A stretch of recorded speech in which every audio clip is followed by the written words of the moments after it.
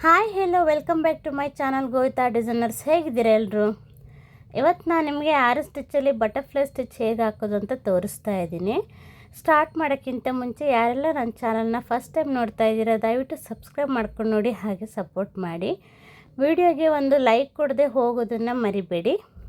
ವಿಡಿಯೋನ ಪೂರ್ತಿಯಾಗಿ ನೋಡಿ, ಚಿಕ್ಕ ಚಿಕ್ಕ ಟಿಪ್ಸ್ ಸಮೇತ ತುಂಬ ಡೀಟೇಲಾಗಿ ಎಕ್ಸ್ಪ್ಲೇನ್ ಮಾಡಿದ್ದೀನಿ. ಬನ್ನಿ ಸ್ಟಾರ್ಟ್ ಮಾಡೋಣ.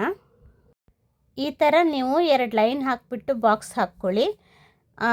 ಯಾವಾಗಲೂ ಹೇಳ್ತಾನೆ ಇರ್ತೀನಲ್ವ, ಈ ಥರ ಬಾಕ್ಸ್ ಎಲ್ಲ ಹಾಕ್ಕೊಂಡು ಮೇಂಟೈನ್ ಮಾಡಿ ಅಂತ.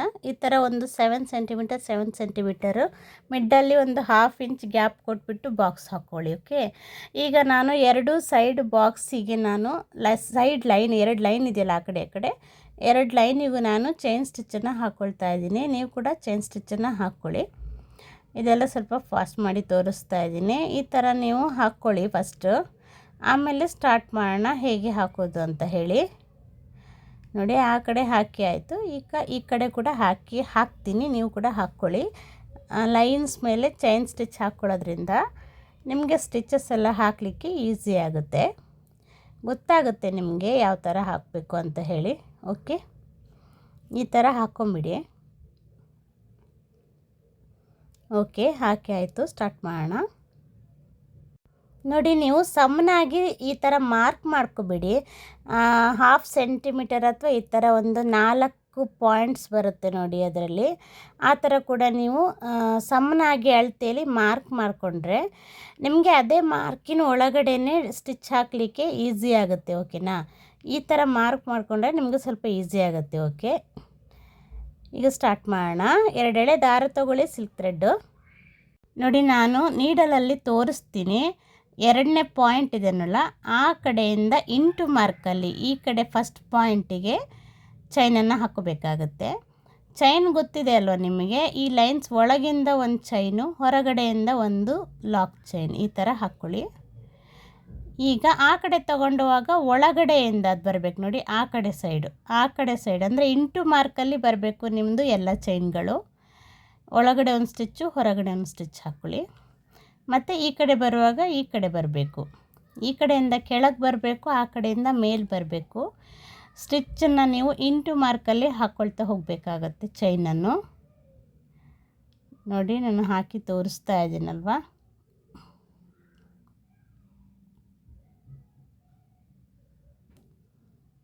ನೋಡಿ, ಹಾಕ್ತಾ ಇದ್ದೀನಲ್ವ, ಸೇಮ್ ಇದೇ ಥರನೇ ಇಂಟು ಮಾರ್ಕಲ್ಲಿ ಚೈನ್ ಹಾಕ್ಕೊಳ್ತಾ ಬರಬೇಕು. ಇದು second type of butterfly stitch ಅಂತ ಹೇಳಿ. ಓಕೆನಾ? ನಿಮಗೆ ಲಾಸ್ಟ್ ವಿಡಿಯೋದಲ್ಲಿ ನಾನು ಫಸ್ಟ್ ಟೈಪ್ ತೋರಿಸಿದ್ದೆ ಬಟರ್ಫ್ಲೈ ಸ್ಟಿಚ್ಚಲ್ಲಿ, ಇದು ಸೆಕೆಂಡ್ ಟೈಪು. 2 ಟೈಪಲ್ಲಿ ಬಟರ್ಫ್ಲೈ ಸ್ಟಿಚ್ಚನ್ನು ಹಾಕ್ಬೋದು. ಮನೆಯಲ್ಲಿ ನೋಡ್ತಾ ಇರೋರೆಲ್ಲ ಪ್ರಾಕ್ಟೀಸ್ ಮಾಡ್ತಾ ಇದ್ದೀರಿ ಅಲ್ವಾ? ಒಂದು ವೇಳೆ ನನ್ನ ಚಾನಲ್ನ ಫಸ್ಟ್ ಟೈಮ್ ನೋಡ್ತಾ ಇರೋರಿದ್ದರೆ, ನಾನು ಫ್ರೀ ಆರಿ ಎಂಬ್ರಾಯ್ಡ್ರಿ ಕ್ಲಾಸಸ್ನ ಕೊಡ್ತಾ ಇದ್ದೀನಿ. ಆಲ್ರೆಡಿ ತುಂಬಾ ಕ್ಲಾಸಸ್ಗಳು 60+ ಆಗಿದೆ. ಪ್ಲೇಲಿಸ್ಟ್ ಮಾಡಿ ಕೂಡ ಹಾಕಿರ್ತೀನಿ. ಡಿಸ್ಕ್ರಿಪ್ಷನ್ ಬಾಕ್ಸಲ್ಲಿ ಪ್ಲೇಲಿಸ್ಟು ಲಿಂಕ್ ಹಾಕ್ತೀನಿ. ನೀವು ಅದರಲ್ಲಿ ನೋಡಿಬಿಟ್ಟು ಪ್ರಾಕ್ಟೀಸ್ ಮಾಡ್ಕೋಬೋದು. ಏನಾದರೂ ಡೌಟ್ಸ್ ಇದ್ದರೆ ನನಗೆ ಕಮೆಂಟ್ ಮಾಡಿ. ಹಾಗೆ ಇನ್ಸ್ಟಾಗ್ರಾಮ್ ID ಕೂಡ ಕೊಟ್ಟಿರ್ತೀನಿ, ಫಾಲೋ ಮಾಡಿ. ಮತ್ತು ಏನಾದರೂ ಚಾಟಿಂಗ್ ಮಾಡಲಿಕ್ಕಿದ್ರೆ, ಏನಾದರೂ ಮಾತಾಡಲಿಕ್ಕೆ ಕೇಳಲಿಕ್ಕೆ ಇದ್ದರೆ ಇನ್ಸ್ಟಾಗ್ರಾಮ್ ID ಮೂಲಕ ನೀವು ನನ್ನ ಹತ್ರ ಮಾತಾಡ್ಬೋದು. ನೋಡಿ, ಸೇಮ್ ಇದೇ ಥರನೇ ಬಟರ್ಫ್ಲೈ ಸ್ಟಿಚ್ಚನ್ನು ಹಾಕ್ಕೊಂಬಿಡಿ.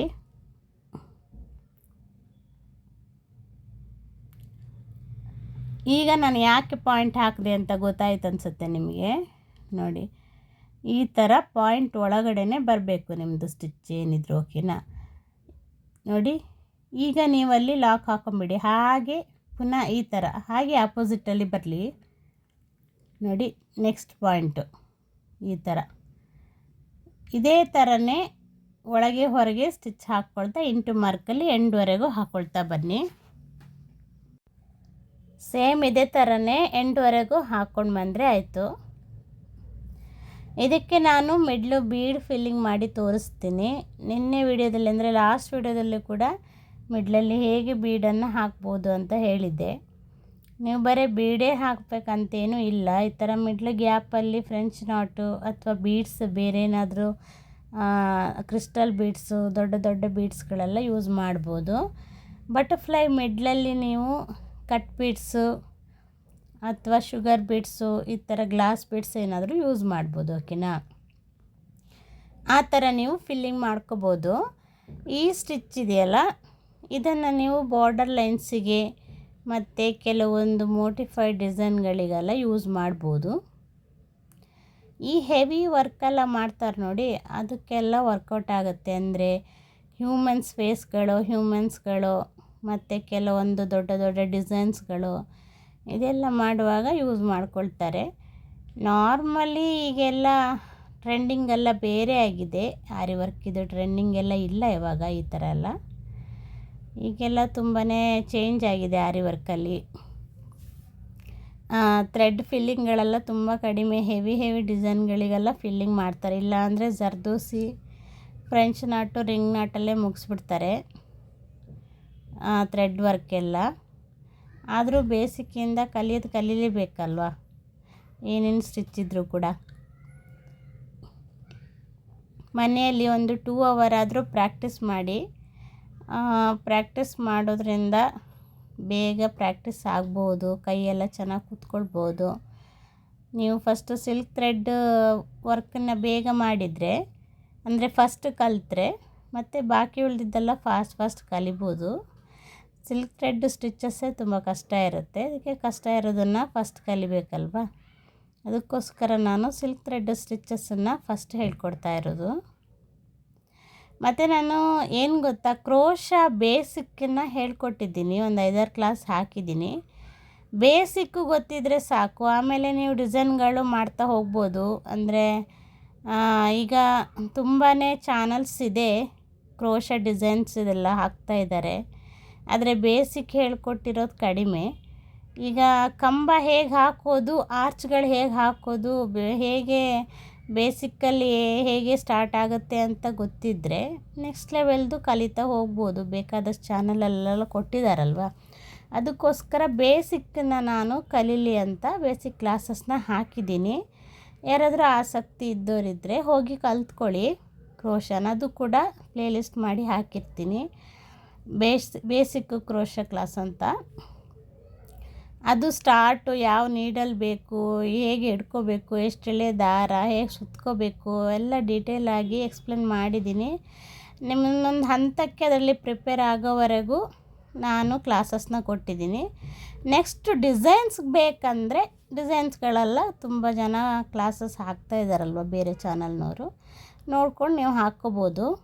ಫಸ್ಟು ಬೇಸಿಕ್ ಗೊತ್ತಿದ್ದರೆ ಸಾಕಾಗುತ್ತಲ್ವ. ಆದರೆ ಬೇಸಿಕ್ಕೇ ಹೇಳ್ದೇನೆ ಬರೀ ಡಿಸೈನ್ ತೋರಿಸಿದ್ರೆ ಪಾಪ ಕಲಿಯೋರಾದರೂ ಹೇಗೆ ಕಲಿತಾರೆ. ಅದಕ್ಕೋಸ್ಕರ ಬೇಸಿಕ್ಕನ್ನು ಹಾಕಿದ್ದೀನಿ ನಾನು. ಪ್ರಾಕ್ಟೀಸ್ ಮಾಡ್ಕೊಳ್ಳಿ. ಈಗ ಕಂಪ್ಲೀಟ್ ಮಾಡಿದೆ, ಎಣ್ಣಟ್ ಹಾಕಿ ಫಿನಿಷ್ ಮಾಡಿ. ಮತ್ತು ಇಲ್ಲ ಅಂದರೆ ಅದೇ ಥ್ರೆಡ್ಡಲ್ಲೇ ಕೂಡ ನೀವು ಸೈಡು ಹೋಲ್ಸ್ ಎಲ್ಲ ಇದ್ದಾವಲ್ಲ ಸ್ಟಿಚ್ ಹಾಕಿದ್ದು, ಅದ್ರ ಮೇಲೆ ನೀವು ಚೈನ್ ಸ್ಟಿಚ್ ಹಾಕ್ಬೋದು. ನಾನೇನು ಮಾಡಿದ್ದೀನಿ ಅಂದರೆ ಜರಿ ಥ್ರೆಡ್ ತೊಗೊಂಡ್ಬಿಟ್ಟು ಸೈಡಲ್ಲಿ ಸ್ಟಿಚಸನ್ನು ಹಾಕ್ತೀನಿ. ಸೈಡು ಜರಿ ಥ್ರೆಡ್ಡಲ್ಲಿ ಚೈನ್ ಹಾಕ್ಕೊಂಬಿಡಿ. ಸೈಡು ನೀವು ಸ್ಟಿಚ್ಚನ್ನು ಆ ಕಡೆ ಈ ಕಡೆ ಎಳೆದ್ಬಿಟ್ಟು ಹೋಲ್ ಆಗಿರುತ್ತಲ್ವ, ಅದ್ರ ಮೇಲೆ ಫಿನಿಶಿಂಗ್ ಕೊಡೋಕ್ಕೋಸ್ಕರ ಈ ಥರ ಚೈನ್ ಸ್ಟಿಚ್ಚನ್ನು ಹಾಕ್ಕೊಳ್ಳಿ.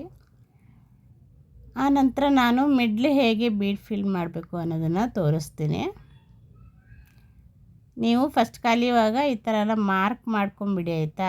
ನಿಮಗೆ ಅಂದಾಜಾಗೋದಿಲ್ವಲ್ಲ ಎಷ್ಟೆಷ್ಟು ದೂರಕ್ಕೆ ಬಟರ್ಫ್ಲೈ ಸ್ಟಿಚ್ ಹಾಕಬೇಕು ಅಂತ. ನಾ ಪೆನ್ನಲ್ಲಿ ಮಾರ್ಕ್ ಮಾಡಿದಾಗೆ ಮಾರ್ಕ್ ಮಾಡ್ಕೊಳ್ಳಿ. ನಾನು ಸೀವಿಂಗ್ ಥ್ರೆಡ್ ತೊಗೊಂಡಿದ್ದೀನಿ ಕಾಟನ್ನು. ನೋಡಿ ಈ ಥರ ಮಿಡ್ಲಲ್ಲಿ ಶುಗರ್ ಬೀಡನ್ನ ಹಾಕ್ತಾಯಿದ್ದೀನಿ. ಎಷ್ಟು ಬೀಡ್ ಬರುತ್ತೆ ಅಂತ ನೋಡ್ಕೊಳ್ಳಿ ನೀವು. 3 ಬೀಡ್ ಆದರೆ 3, 2 ಆದರೆ 2. ಮತ್ತು ಗ್ಯಾಪ್ ಇದೆಯಲ್ಲ ಅಲ್ಲಿ ನಾನು white colour crystal bead add ಮಾಡ್ತಾಯಿದ್ದೀನಿ. ನೀವು ಬೇಕಿದ್ದರೆ ಚಮ್ಕಿನೂ ಆ್ಯಡ್ ಮಾಡ್ಬೋದು. ಬೇರೆ ಬೇರೆ ಕಲರ್ಸು, ಆ್ಯಂಟಿಕ್ ಬೀಡ್ಸು ಏನು ಬೇಕಾದರೂ ಯೂಸ್ ಮಾಡ್ಬೋದು. ಇಲ್ಲಾಂದರೆ ಥ್ರೆಡ್ಡಲ್ಲೇ ಇದು ಫ್ರೆಂಚ್ ನಾಟ್ ಬರುತ್ತಲ್ಲ ಅದು ಕೂಡ ಹಾಕ್ಕೋಬೋದು. ನಾನು ಜಸ್ಟ್ ನಿಮಗೆ ಫಿಲ್ಲಿಂಗ್ ತೋರಿಸ್ತಾ ಇದ್ದೀನಿ ಈ ಥರ ಎಲ್ಲ ಹಾಕ್ಬೋದು ಅಂತ. ಇದೇ ಥರನೇ ಎಂಡ್ವರೆಗೂ ಹಾಕಿ ತೋರಿಸ್ತೀನಿ. ನೋಡಿ ನಾನು ಸೈಡಲ್ಲಿ ಕೂಡ ಬೀಡ್ಸ್ ಹಾಕಿದ್ದೀನಿ, ಮಿಡ್ಲು ಕೂಡ ಬೀಡ್ಸ್ ಹಾಕಿಬಿಟ್ಟು ಕ್ರಿಸ್ಟಲ್ ಬೀಡ್ ಆ್ಯಡ್ ಮಾಡಿದ್ದೀನಿ. ನಿಮಗೆ ಕಾಣಿಸ್ತಾ ಇದೆ ಅಂತ ಅಂದ್ಕೊಳ್ತೀನಿ. ಝೂಮ್ ಮಾಡಿ ನೋಡಿ. Thanks for watching. Thank you.